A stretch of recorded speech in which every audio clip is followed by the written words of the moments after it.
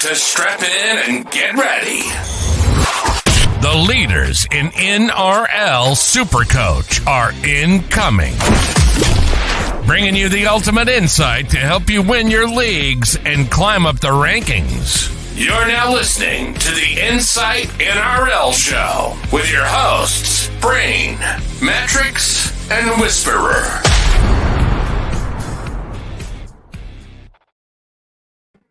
Hello and welcome back to the Insight NRL Show. I am the Supercoach Matrix, and today I'm here for the Insight Q&A.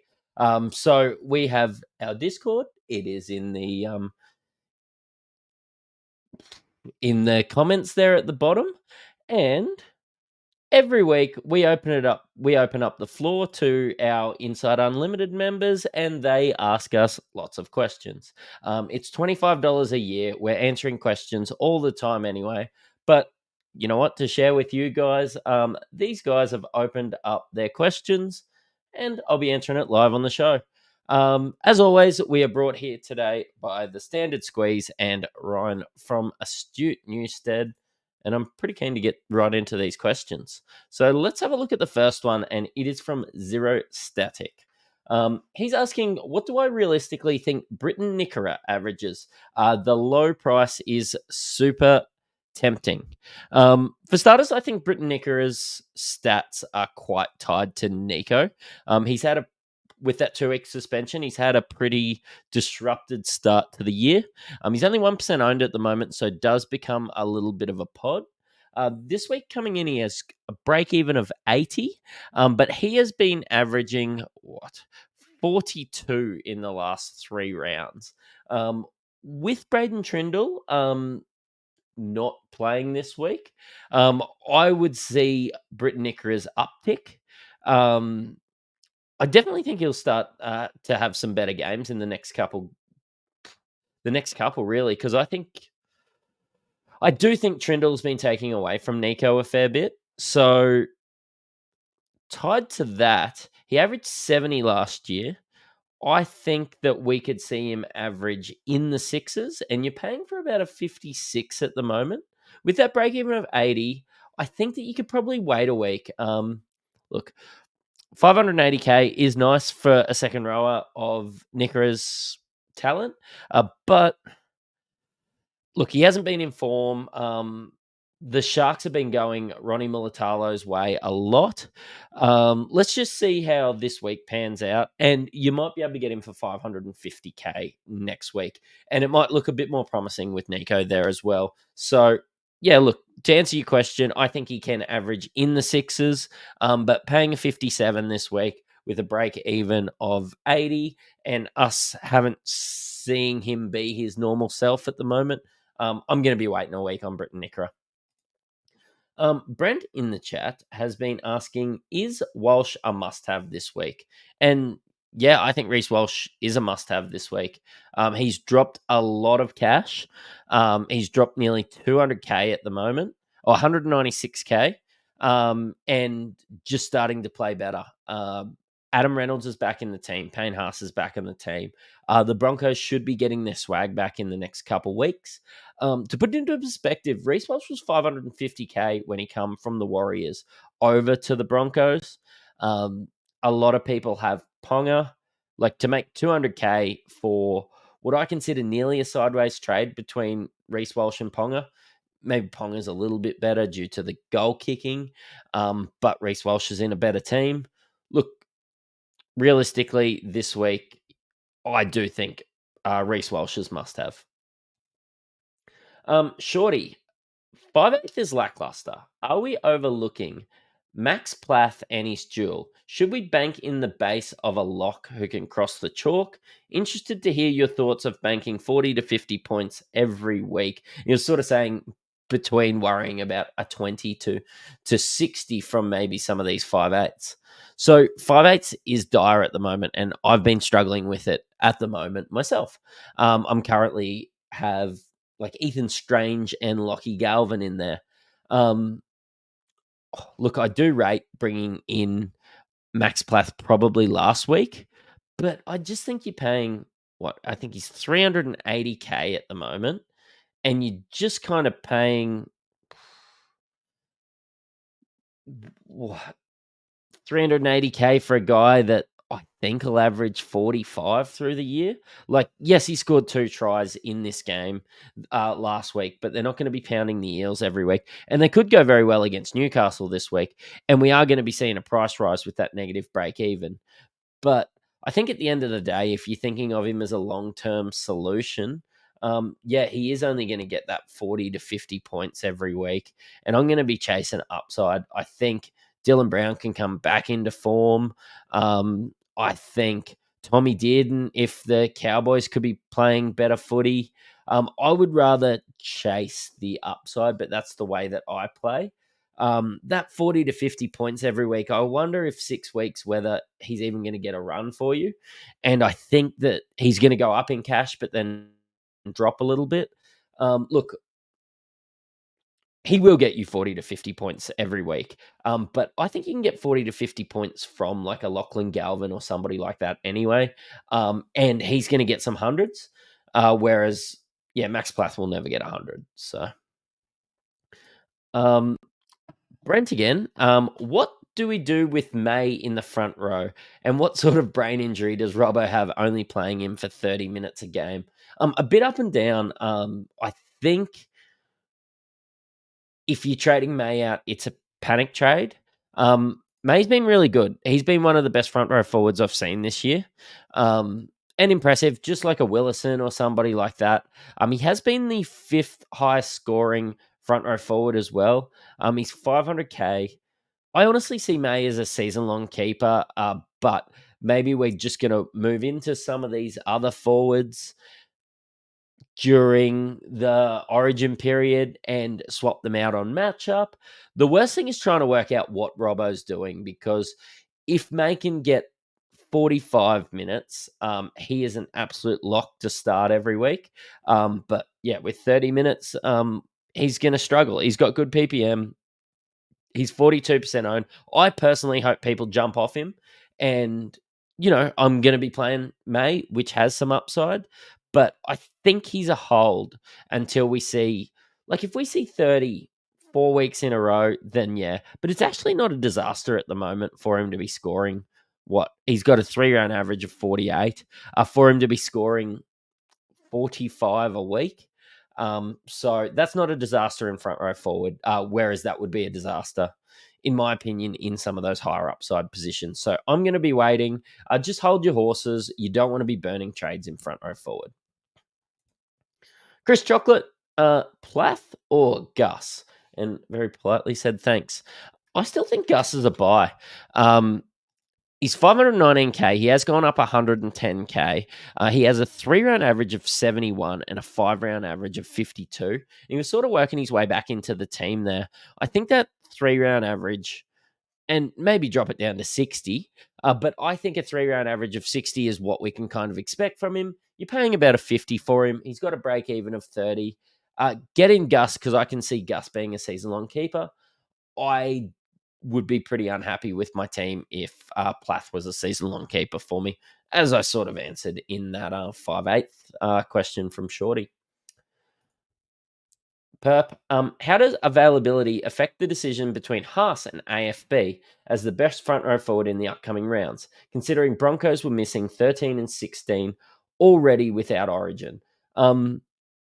I think it's quoting Whisperer when he says availability is the best ability, and AFB being a Kiwi does really start to come into play. I still think that I would prefer to have Haas, and if I'm burning the trade, if I'm trading in AFB at the moment, which is Adam Fanua Blake, for those listening, I don't think I would trade him out, and I don't think I would be able to get Haas. The way Adam Fanua Blake plays with that attacking upside and his try scoring ability is a positive in most positions. But the fact that it's so tied to his scores in front row forward, and he's just got a 40 in him, if like his base power, I think I'm going to get it up real quickly here, is Adam Faneuil's base power is in and around. Well, his base average is about 51 in the 58 minutes he plays, but he's averaging 70. I don't think you're going to see too many 50s from Haas when you play him. I suppose it depends what your other front row forwards are, and whether you have the coverage for them. But look, I'm not going to argue with you bringing Adam Faneuil-Blake, but I prefer Haas. Just because I think that he will get you 70 to 80 every week, where I think this is probably best case scenario with Adam Faneuil-Blake. And I'm just scared of that 40. Like, we're talking about Terrell May being a trade out, scoring 40s. If he doesn't score a try for 4 weeks and starts punching out 40 to 50, are you going to trade out Adam Faneuil-Blake? You can't, because you've just spent 676K. We don't want to be burning trades in front row forward.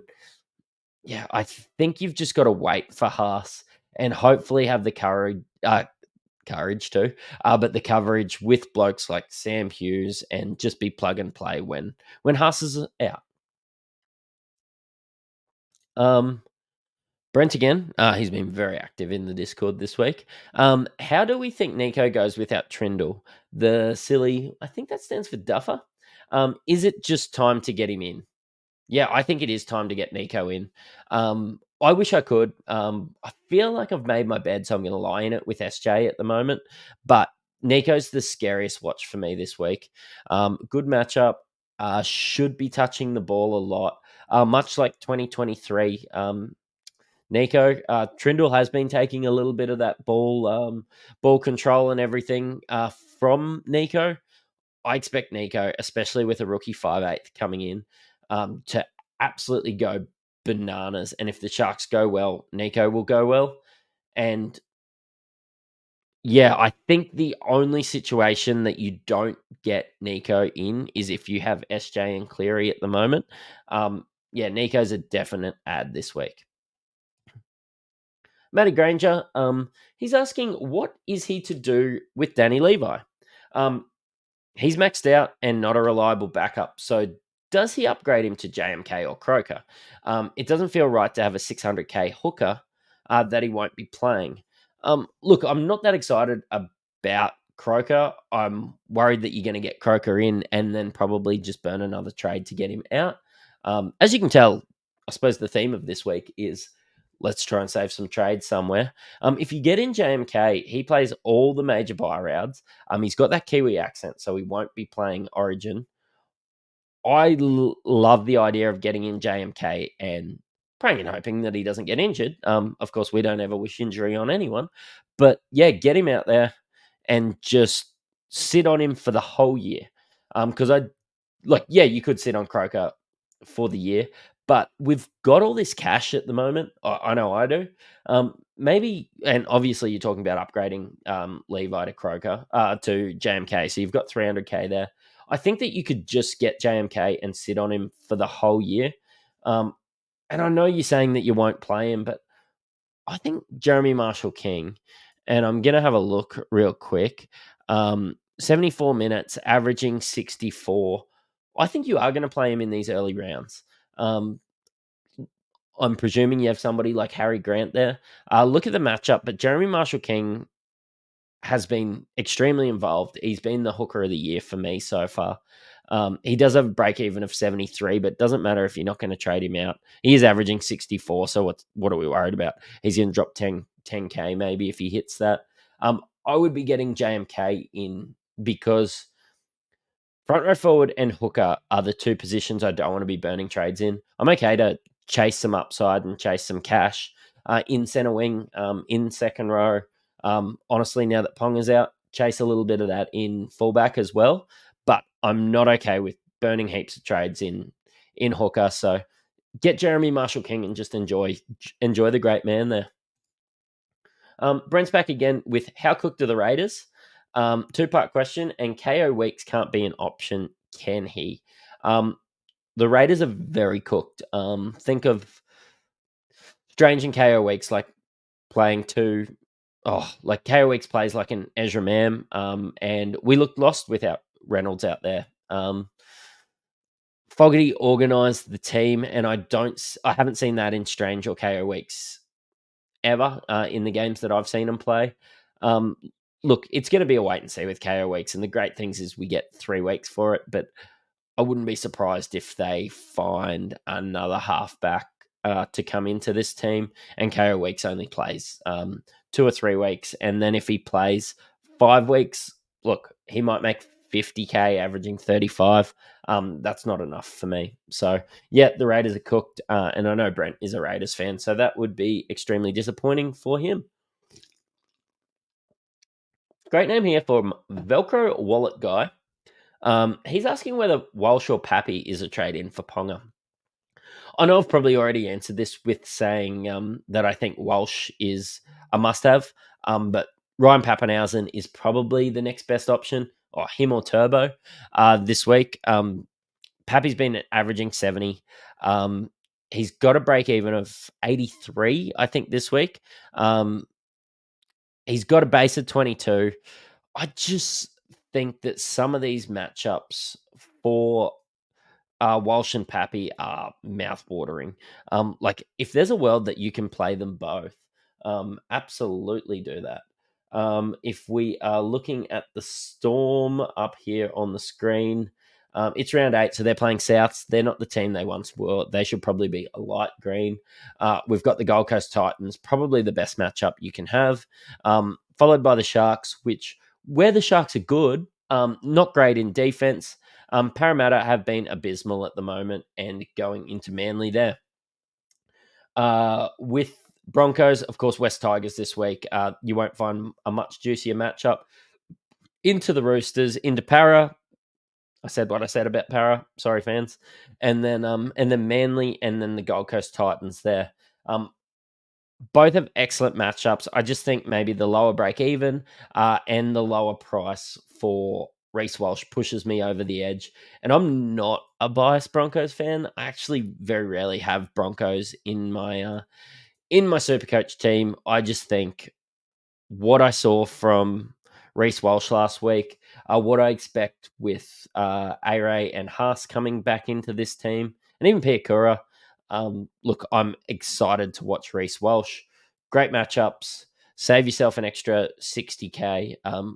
Either one of these guys could be the right answer, but it's Walsh for me. So, another great question: is Samuel Afano a front row forward play given he is starting? Yeah, and I really like what the Tigers have done here, moving Fanua Bole to the bench.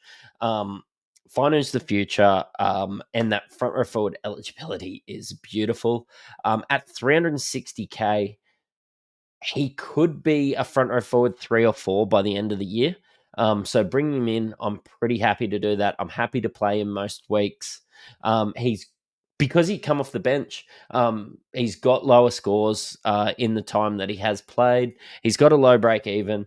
Yeah, he could be the answer. Look, I'm more confident playing Samuel Afinu than a bloke like Sam Hughes, and Sam Hughes has been great at the moment. He does have a 37 break even, so you can wait a week. Even if he scores 50, it's not going to cost you too much. But yes, Samuel Afinu could be the front row forward play that you're looking for. And again, the answer to these guys are, do I see him being a guy that you don't have to trade out? And I think Finu's job security will be just fine. So, yep, a big thumbs up to Samuel Afinu. We've got Hammer back again. Would I play Lane or Appy for the last reserve?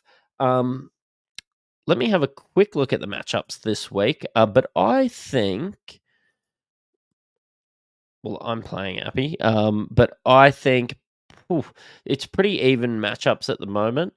I would still be playing Sean Lane against Manly over Appy against the Broncos. The Broncos' defense is really good. And even though you don't think of A-Ray as the best defender in the world, he does just help to keep everybody organized. I expect the Broncos to give the West Tigers a bit of a pizzlin. And Appy Coruscant might be spending a lot of time standing under the posts. And as we know, Appy at the moment has sort of been playing 65 minutes, I think, at the moment. I'm just going to have a look at that up. Appy Coruscant, in his minutes. Actually, he's played 80 in the last couple. So, yeah, ignore me. I still think I'd be playing Lane instead of Appy, given the choice this week. But most weeks I'm going to play Appy over Lane. I just think the Broncos are a tough matchup for Appy. Matty Granger again. Back to fullbacks. Of course, everybody's got this pong of cash that they're looking to spend. Should we go back to a non-origin player in fullback rather than bringing in Walsh, bringing in a Paps or a Garrick and move Iro down and bring in Mulalo or Lomax? I would be bringing in Pappy before Garrick. Garrick's got that huge break even this week, and you can, of course, play him at centre wing. I'm playing proper fullbacks, full-blown fullbacks in fullback at the moment. So I love Mulalo and Lomax, and yes, by all means, use that money that you're generating to get in blokes like Mulalo or Lomax. I'm not actually convinced Mulalo's a buy at nearly 800k, but Lomax could be. But I still think, look, if your logic of bringing in Pappy instead of Walsh because he's probably not going to play Origin, then yes, I will not argue with you. But the other one's a bit spicy for me. Even going Pappy, you're going to get 140k. Just burn 2 trades or wait a week and go a bloke like Bostock or Ethan Strange or somebody like that to Garrick. Or, wait a little bit and get Lomax in. I don't think he's going to rise in cash that much. I think Pappy, yes. I love the idea of the other move, but not so much involving fullback. Just leave them at centre wings. You're going to generate some money out of either your Walsh or your Pappy trade. I think you'll be able to get these guys in the next 2 weeks anyway. And you might even get Lomax a little bit cheaper. So that's how I feel about that one. Jacko, what do we feel about Sasagi's job security when Whitehead comes back in? Well, that's the reason we probably haven't been talking about Sasagi on the podcast, because Ricky just loves Elliot Whitehead. And look, it's a veteran. So yeah, as much as I love a centre wing with a negative 40 break even for nearly bottom dollar, averaging 54, I think he had 79 last game, then yeah, I just can't get around it because I think he could have a bit of 2023 Schiller about him, where he just drops completely out. Yeah, I don't expect Sasagi to be playing when Elliot Whitehead comes back in. So you've probably answered your own question there. Mr. Callio, trade options for Dylan Brown.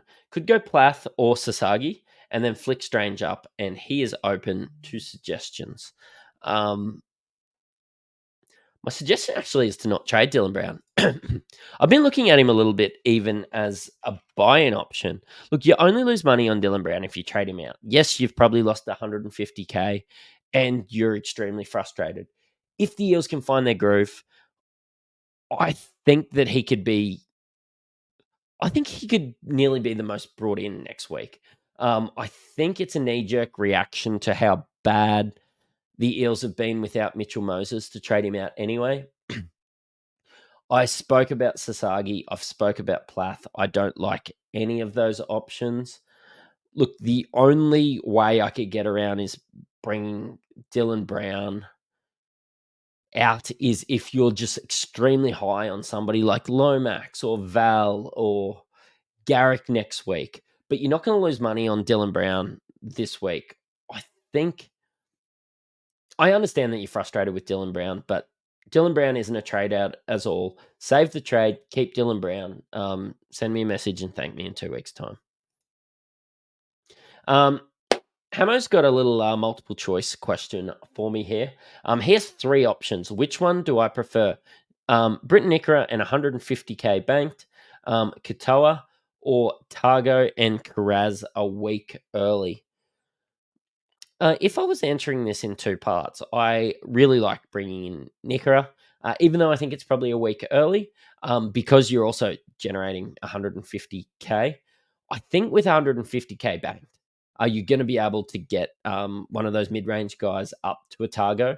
Targo would be my target next week.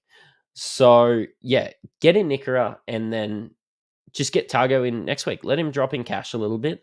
You'll make the cash. Yes, you're not having Targo in what I think is a pretty good matchup for him this week. But yeah, watch it through slits in your eyes. Get in Nica, generate the cash, get Targo in next week, mate. We have Sloan Ranger. Fantastic name here. Is Salmon to Finu a sideways trade? Then he can swap Finu and Curran. Otherwise, cop an AE with only one front row forward playing this week. This will leave him with 29 trades. Because I see Finu as somebody that you could hold Sloan Rangers for a few weeks, or for actually the rest of the year, I don't see Salmon being that, even though Salmon's been pretty good at the moment and will come into next week with a pretty good break even of 21. Also, we've seen games where he's only scored 21 as well. But I don't think it's a sideways trade. I think Finu is a hold at front row forward. I wasn't interested in him at second row forward. I think that's a worthy trade, but mate, you're going to have to start focusing on some trades soon. And yeah, as much as you might want to trade Finu out when he tops out, yeah, he's going to be a season long hold if you've got 29 trades, and you're going to have to burn those trades in, some of those other higher upside positions. So it's not a sideways trade. I rate the trade. Get it in. It'll save you an AE this week. So this is the week for you to do it. I was saying that Finu, you could probably wait a week on. Not if you're going to cop an AE. And of course, I don't know the other guys that you have as an AE. If your AE you think's going to score 40, then then don't worry. I think Finu's probably going to score around that anyway. But yeah, as a front row forward 3, as a playable option this week, yeah, 100%. Just move Salmon on, get rid of one of those doggies, and get Finu in. It's great trades. Perp, great question here. Who are my keepers in center wing? He's heard us talk about keepers, and we've never really specified the 4 or 5 that are. I can't, I suppose, speak for the other boys in this, but a lot of that is because I think keepers will, I suppose, pop their head up shortly. But if I had to pick today, I think Joseph Manu, especially playing fullback through the origin period, and just having dropped in cash a little bit, I think that he could be still a top 4 center wing this year. I think Val Holmes as well. Even when the Cowboys are underperforming, Val Holmes has been going really well. He's a goal kicker as well. He's got that base. I love Val Holmes, and I think, yeah, you could hold him through. I will probably be getting him after the origin period. I think Tungo, sorry, and next week is 122 break even. Panthers go into a really good draw. He won't be playing origin either. I think Tungo is somebody that you could get next week, and he could be one of those keepers in the center wing. I think Ruben Garrick as well. I know he hasn't had a great start to the year, but you know what? That has given us the opportunity to get this guy in the 500s next week. He's got 156 break even. I think Ruben Garrick is a keeper. And I know that's 4, but I'm also keeping an eye on to some of these players that played themselves into some form already, or that I'm waiting to hit some form. And that's blokes like, if I finish the year with Ronnie Mulalo as my center wing 4, I'm going to be extremely happy. We all know that you have to go on runs with somebody like Ronnie Mulalo. Nick Meaney as well. I think he's been dropping in cash a little bit too, and I think that he could be a possible keeper. Lomax, in the form that he's been in, I haven't got a lot of faith in St. George Illawarra, so I haven't jumped on yet. But you know what? If they do this for another 5 weeks, I don't see him being much more than the price that he is at that 830k. Lomax could be one of these center wing keepers, as well as like your Roger Tuivasa-Sheck. I don't think we've seen the best from Roger Tuivasa-Sheck this year, but we've seen flashes. I think he's working his way back into this team. I wouldn't be surprised if he is my center wing 4 or 5 still at the end of the year, and I just haven't burned a trade, and I've just kept him all year. Karaz, he's one of the best. They've moved him to the wing last week, which I really love. The only reason I probably don't have him is because he's been playing center.